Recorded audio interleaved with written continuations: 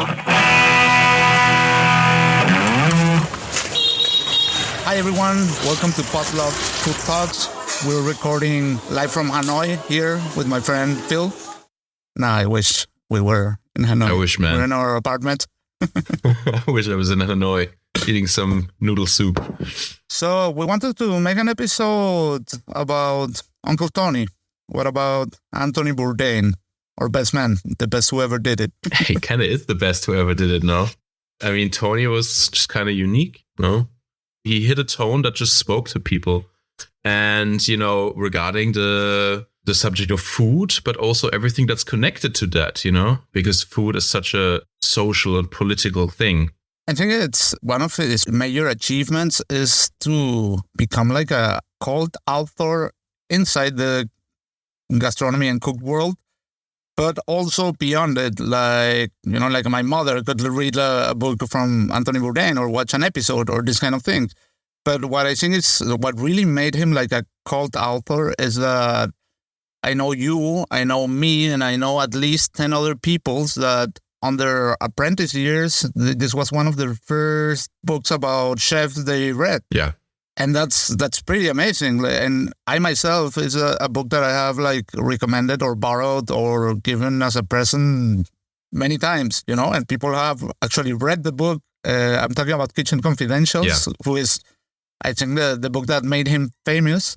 And it's a book that I've read at least 3 times. You know, it's like a super fun thing to read, and I think that the whole thing about it, like it has this tone that I don't know how to describe it. It's kind of like a Scorsese style tone, but talking about chefs but giving it like a gangster narrative or like a good fella thing.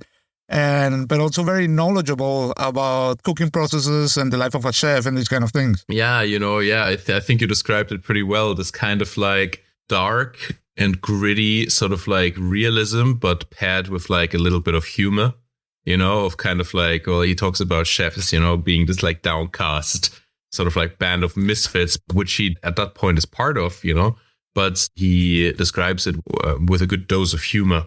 Yeah, and I think before him, there weren't any chefs writing this way about the craft or the profession, you know? Like, it would all be like vaguely romanticized, like portraying chefs as super elegant, well-read people, which they are, like in front of the public, but on the backstage, it's a complete different story. And nobody was telling that story. And I think that's super interesting. Yeah, totally. It's, you know, we always had the like white toque wearing starched jacket.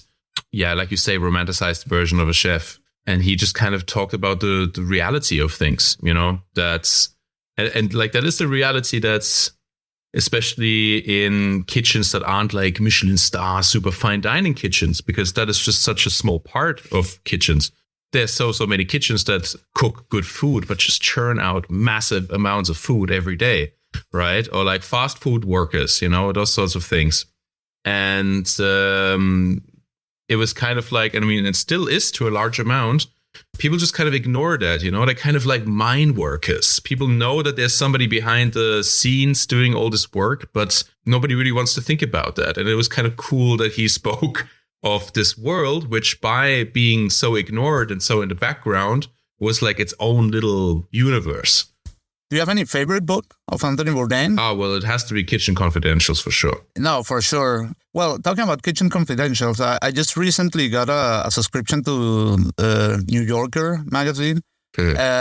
Just to get like some interesting reads of authors. You know, you can find there like an article that Hemingway wrote in the 30s, something like that, right? Oh, cool. And so I checked out Anthony Bourdain, and you know, the first episode, the first chapter of Kitchen Confidentials was actually an article he wrote for the New Yorker. Yeah. And I read it again, and you know that was actually you know, being published there, being a chef working in front of a fryer, being like I don't know, 40 years old or something like that, and that's what made him like write Kitchen Confidentials, getting a publisher to hire him for that, which later also gave him his cook show, which I think also changed the way TV shows around food were working.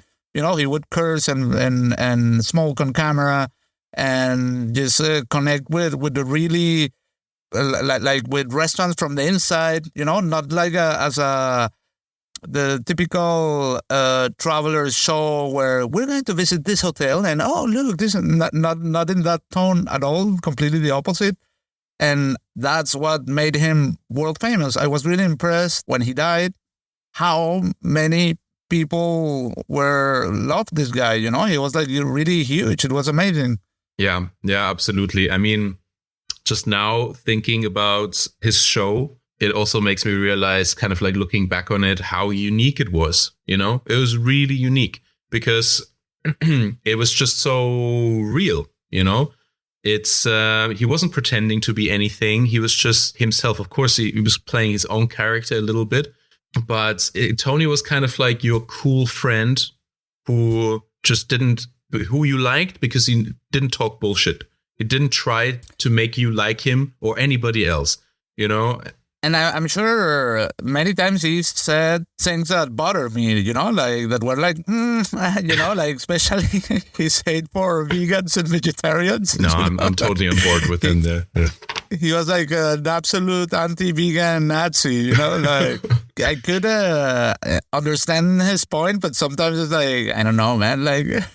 Yeah, no, absolutely. Indians, like religious people are vegans and, Yeah, I guess so, yeah. Also, the structures of the episodes, he would make like, I would say like kind of like a comedy show structure, there was always like a departure point that would later evolve during the episode and then close, and make references of movies and like kind of holding the same joke through the whole episode. And I also think that was pretty cool. Yeah, for sure. He had just this very dry kind of sense of humor, but at the same time, he really knew what he was talking about.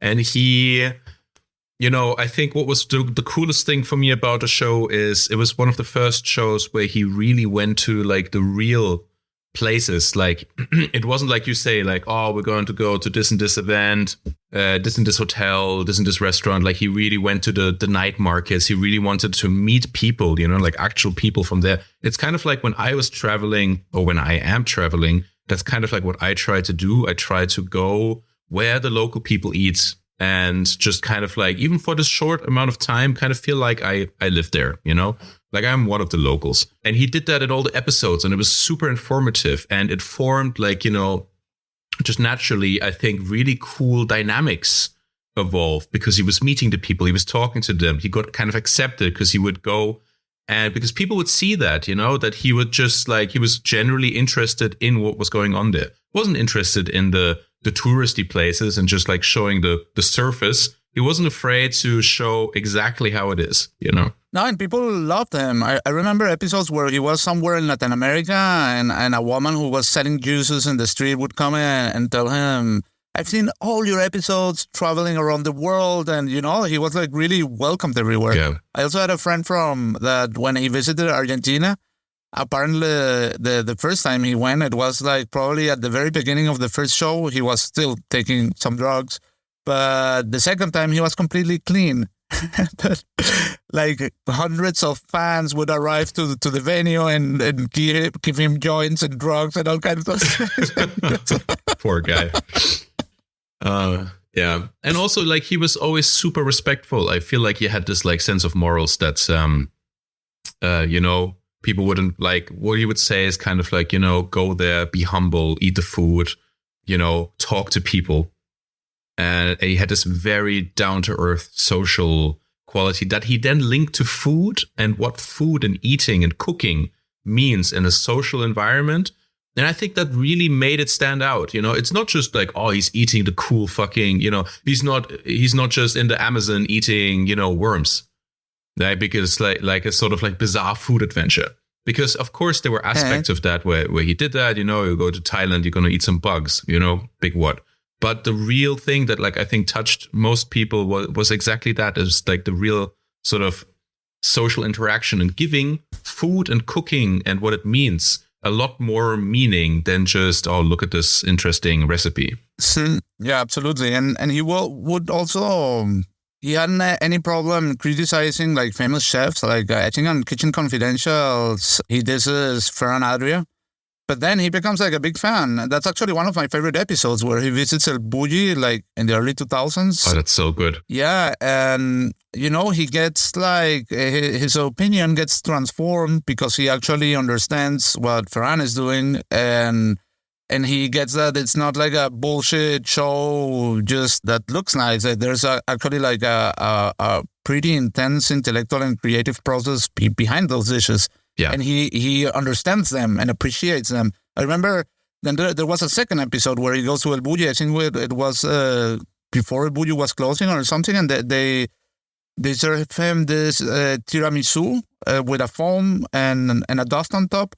It looked like a tiramisu, but then he tried it. And these were all super classic traditional Japanese flavors. And he said, like, if someone from Japan would eat this, he would completely understand. And he understood because he had been in Japan and eaten in all the places, and like that appreciation is also something that made his credibility for sure. Yeah. I also think that's like just now thinking back to those episodes, because I really love those episodes too. I think because of Tony's understanding of like actual, because he did have a mind of a chef. The choices that he made of like which places to go and what to showcase, it was just like spot on. I learned so fucking much from watching his show. Those episodes that you just talked about where he goes to El Bulli for the first time, he has this like, realization, the stuff that he talks about, how he talks about it, how he connects, what Ferran does. Because lots of people like to hate on Ferran that have never, ever eaten anything close to what they were making, aren't really in touch with what El Bulli did. But everybody's like, oh, spheres, yeah, chemicals, yeah, this sucks, Now that there is a lot of hate towards Ferran for many reasons, also because of the way he talks and the things he says. There's a lot of people that try to minimize him, like, oh, French were already using the siphon before him, or whatever, like they kind of like understand some of the biographical facts and think that and see him talking and okay, 2 + 2 is 4, this guy it's nothing, and it's like you have no idea, you understand nothing. Yeah, no, absolutely. Thinking about those episodes, it makes me think of other episodes that he did where I remember watching them and just having my mind blown, like literally. I can't actually remember when the last time was that really happened to me, Like, I remember it was like quite late. It was when I was in Mugaritz. So 2013, it was already, Layover? Or it was one of his new shows. And he went to Copenhagen, and basically the Layover episode of Copenhagen turned into a Noma episode where he was just hanging out with Renee and they were in Noma at like Saturday Night Project, and it was so, I don't know if you've seen that. No. It was so fucking interesting that I was like, and the way it was shot, it was like really delving into the magic of being a chef, and it was so captivating. It made me apply to Noma straight away, like because I was like, man. I also remember having like this situation where. Have you ever read Sorcerer's Apprentice? No. It's like a reportage on the last year of El Bulli. Yeah. It's actually a fun to read book. Like I remember there is this story of Luke, who is a Korean chef. Yeah. And I know Luke. It is like you know him. Yeah. You work with him where in Mugaritz? I work with him I worked with him in Mugaritz. Okay, because in this book they tell his story. And this, it is like a Jean-Claude Van Damme movie, The guy was like grew up like as a military officer, and then he wanted to go to El Bulli or something, and they told him you have to wait 1 year. So he went to a slaughterhouse in Australia and killed cows for a year before returning to El Bulli. And also like he had like this tour around Europe where he ate in all the 3-star restaurants there are. Like a super crazy story. And there are these stories of many different chefs from that generation. And it's a cool book. But then at some point, the author, who is, by the way, like Lisa Bent, she's a well-known food journalist that lives in Copenhagen. And she's the one who wrote the piece that that was a Time magazine cover of René Redzepi, okay? And there's a line where she says, yeah, and all these chefs, they have this cult for Anthony Bourdain, who would like be rough with customers and spit on their dishes, and everybody likes that. And I was like, what? Like, yeah, exactly. Like, I actually wrote there a letter, like actually quoting an article of Anthony Bourdain where he said he has never seen someone spit on a dish ever. Like, why would you make up something like that? I don't get it. That's crazy. I feel like that's the opposite of what he was about. No? Absolutely. Yeah, exactly. Because that's also really interesting about Anthony Bourdain is like the work ethics he transmits for cooks, like how to behave in a kitchen, what to do and not to do, how to approach adverse situations. If he would describe chefs as these stoic workers that could take everything and work extra hours without complaining and not crying about it and these kind of things. Yeah. He would portray it like that, and it's completely the opposite than that. Yeah. No, that is true. And, we all understand the glorification of that, We've, like you and me, we've both been part of that. When I talk about my, past jobs, I also glorify that, and I say, well, I was working 6 days a week, from like 10 a.m. till 2 a.m. And it's kind of cool that you were able to do that. It's not cool that people have to do that, and I do agree with that. It's kind of cool to, to feel like you're special and like you're working really hard. Yeah, I get that. But, it shouldn't get glorified. Like what should, no, I agree. What should get glorified is having a healthy work environment where you take care of people. Yeah, I think also his narrative changed. Bourdain's, like at the beginning, he would also glorify it, and at the end, not anymore at all. Yeah. But Kitchen Confidentials glorifies this kind of toxic environments, chefs screaming, throwing things, people taking it and being tough and these kind of things, And it's funny because he tells it in a really funny way, It is very funny. And honestly, it made me, I read Kitchen Confidentials before I became a chef. It was the year before I decided to quit school and start cooking, where I was already thinking about it. And then like a couple of different things led to me making the decision. And the book was one of them, and I was like, man, I was a rebellious teenager, and I just wanted to fucking live my own life. I wanted to cook and create things and just to live my life, and not be stuck in something that I don't want to do. And I was like, yeah, that's it, man. Like, I want to cook and I just want to be free. Yeah, like I heard a lot of people, and I remember when I read it, I was an apprentice in the first restaurant I ever worked in my life, and I would come to work and tell the chefs, like the last episode I read, like I was 18 years old, like super enthusiastic. And I remember very vividly many of the scenes of the book, like most notably the one with the wedding at the beginning of the book. Where the guy's like fucking was it a bride? The bride. Yeah. Yeah. And he says, when I saw the chef fucking the bride on her wedding day, I knew I wanted to become a chef. That's so messed up.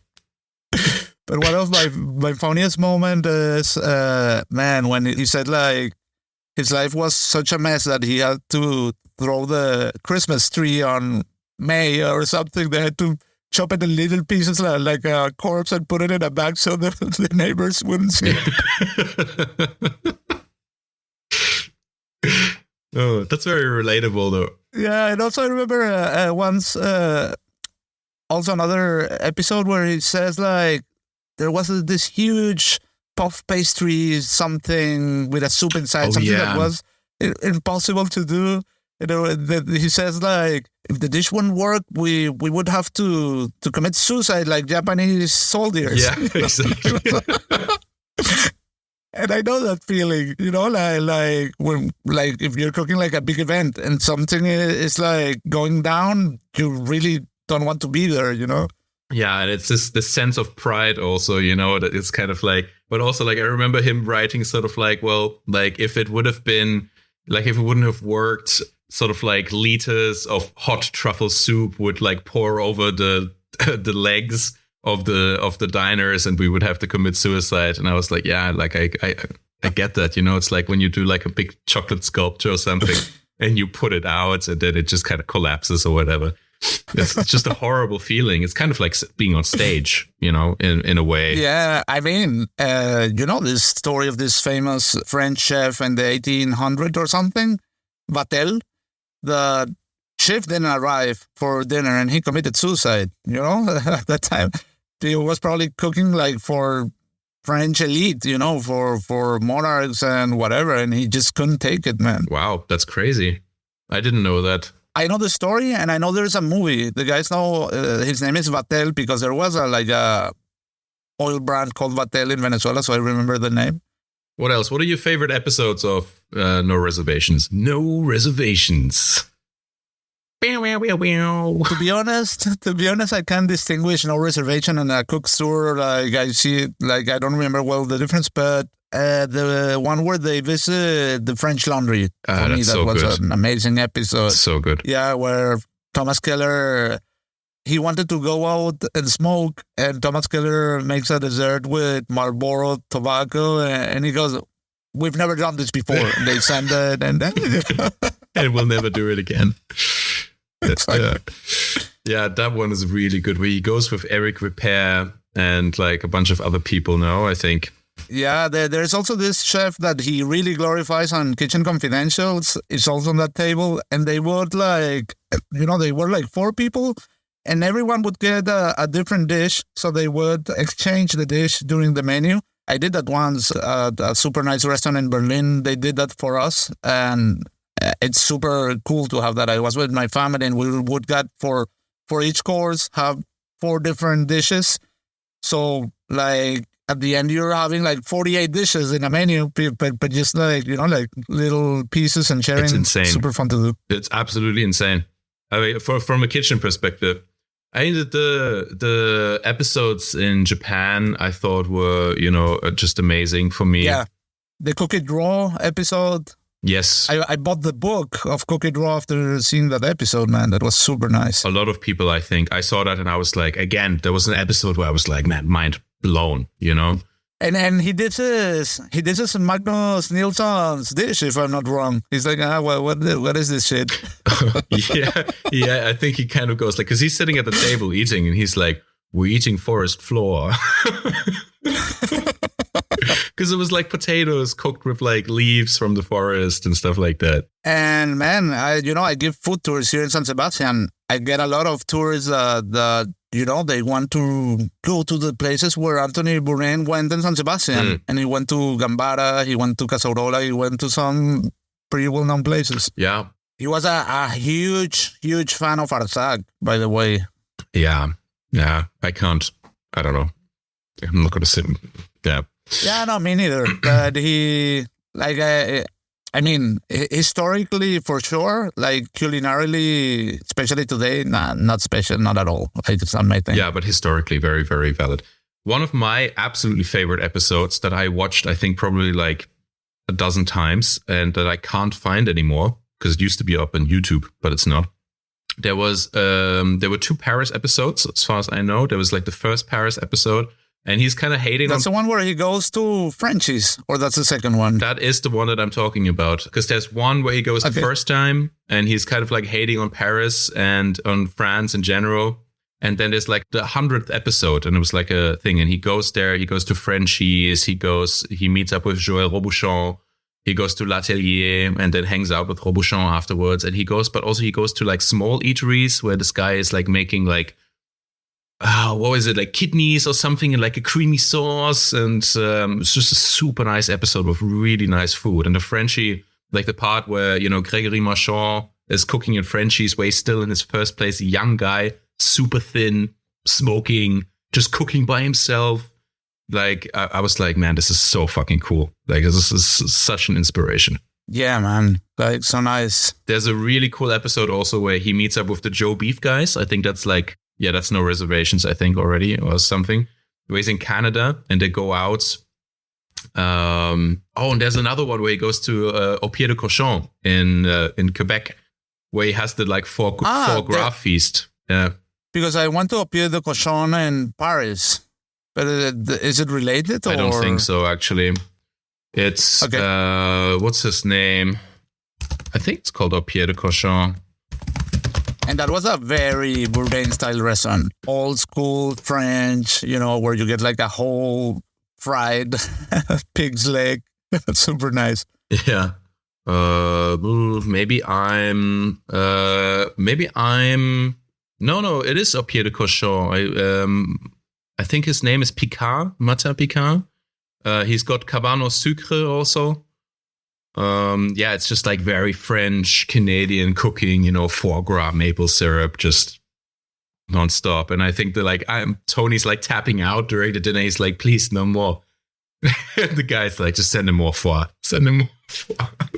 We also talked once, and I remember that was one of the first conversations we had about Bourdain, like when we were just meeting. And I remember you telling me like, but he's not really a cook, isn't he? And I feel like we both agree on that he is. And then he who talks about Anthony Bourdain as a chef gets it wrong, because there's nothing special about his cooking. I mean, his cookbooks are nice and they have nice recipes, but not because he's a good chef, but because he's like a very well knowledgeable gastronomist. That's what he is, and he finds very good recipes and knows how to put them in a book. But yeah, I remember I told this thing where I wrote this journalist a letter complaining about her comment, and I did the same thing again, like many years later with another journalist. There was this controversy about using AI to reproduce Anthony Bourdain's voice after his death. Oh, okay. But using it for his own quotes, and that happened like in a documentary, and it was controversial. Okay. Is this okay? Is this ethical? No, but it's his own quote, but using his own voice. Can you do that? Yes, no. And this was like an article in a tech magazine, not at all like a. And I was really pissed off about the way the guy described Anthony Bourdain. He said like, he's like a mixture of David de Jorge and Jose Andres. This kind of chef that do this and that and da-da-da. And I reached out to the guy through LinkedIn and tell him like, dude, first of all, Anthony Bourdain is not a chef. And he went like, well, I read Kitchen Confidentials and I went to Leal's and ate his food. And I was like, okay, whatever. But well, misinformed. Exactly, like misinformed and misinforming. Like he who knows about Anthony Bourdain describes him usually as a storyteller, and I think that's what he was. Yeah, I mean, it's kind of difficult, no? Because, I mean, he was a chef. He worked as a chef for many, many years. He's got more he had more professional experience than I do at the moment. Somehow we don't really classify him as a chef, Like, I mean, he worked at Le Halles for like 10 years or something? As chef de cuisine in New York, busy French restaurant, but he's not really a chef.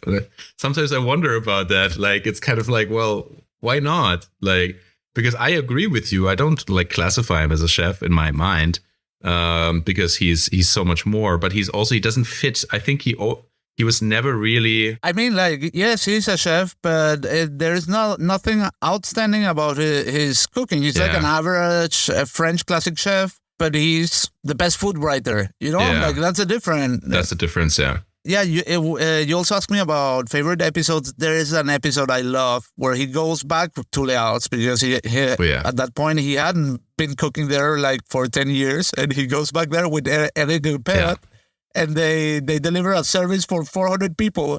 And Eric Dupert is like, what the fuck is this? Yeah. And I really felt that episode because the first restaurant where I worked was a French brasserie in Caracas, and it was kind of that place. Some nights we would deliver 400 covers, and those places, the pace is insane, It's really, really crazy. It's really crazy. And I remember that episode really well also because the head chef, who was Tony's sous chef, is this Mexican guy, and he's taking over. He's super funny. And then Eric Ripert, Tony and him, they both cook a station. and Tony's like totally going down.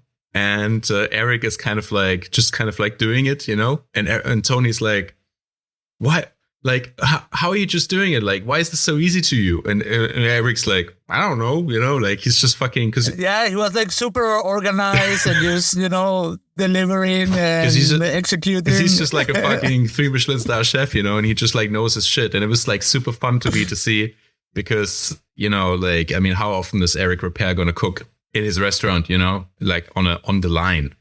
Not that much, you know, but like that's what a real chef is, you know, you put him on the line. And they just, you know, they could just fucking do it. I heard that story from, you know, a lot of people say whatever, and me included, about Martin Berasategui, about many of his things and the way his restaurants work or whatever. But I've heard stories that one day he told all the chefs to fuck off, to go, and just one person stood with him and he delivered the whole service, cooking all the stations by himself. You know, like that's... You know, this is like a 12 Michelin star chef, and it's crazy to hear these stories as well. Yeah, that's crazy. I mean, I think we've all seen stuff like that, you know, like Michael Hoffman was also like that. You know, I remember when he would take over. I mean, I was very easy to impress back then, but, you know, and he would just do the things that I was doing, like with another person, just like, you know, a million times better. What was the story? You told me this story once where that you got a job because someone was like fucking up a lobster and you walked into the kitchen and like, get out of here. And you started like... Okay, it wasn't quite like that. That would be a really cool story. But I was invited to a event that was in his warehouse and they were doing lobster with like tartar sauce. So they had like a big sort of like lobster station and they were doing like... different sort of like Bloody Mary variations and champagne and oysters. And that was like, you know, it was like hip hop and like lobster, oysters, champagne, Bloody Marys. And whoever was doing the lobster was just like totally going down, you know? And I was like, and I walked up and I was waiting for my lobster. And the guy was just in the shit. And so I asked the guy who was in charge, like behind the bar, right next to him, I was like, hey, we didn't know each other very well, but he knew I was like, you know, working at a very good restaurant in town. And that's kind of how we knew each other. And I was like, hey, you want me to jump in? Because I don't know, you know, the queue is kind of building up. And he was like, yeah. And he was like, went to the guy, he was like, you fuck off, you know, just fucking kicked him out. And and I just kind of jumped in and never really left again that night. You know, it's like my girlfriend at the time was really pissed off because I was like, hey, you want to go? What's wrong with this guy? Hey, you want to go to this event? There's just going to be some cool music. We're going to have some oysters, drink some champagne. It's all for free. And she was like, oh yeah, great. And then like, I'm just like, half an hour later, I'm just covered in lobster guts, you know, just like cracking these lobsters open, throwing one lobster after another into the pot. And she's kind of like, were they alive or what? Yeah, they were alive. Okay. And she would just come up with a drink and be like, hey, you're going to be like cracking lobsters here for much longer? I can't talk right now. I've got 8 lobsters on the go. I need more butter. But then you got a job for that, or there was someone for this kind of like pastrami place or something like that? Yeah, exactly. That's how I met these guys, basically. And then I started doing more events with them. And then it led to a restaurant opening, which I was involved with a little bit, but I left before the place opened. That's it for this week's episode of Potluck Food Talks. If you like what we're doing, make sure to subscribe to the podcast so you never miss an episode. You can also find us on Instagram and TikTok as Potluck Food Talks. The show airs every Monday.